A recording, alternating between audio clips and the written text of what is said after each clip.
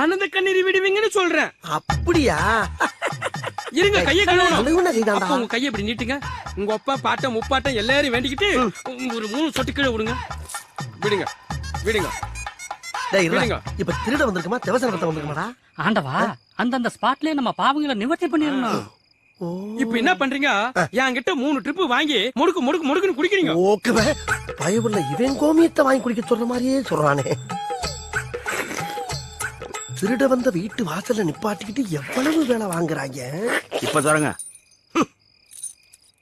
கடவுளே, கதவை திறந்தவன கண்ணுல பறதெல்லாம் பொக்கிசமா இருக்கணும்பா. இன்னைக்கு நல்ல வேட்டை.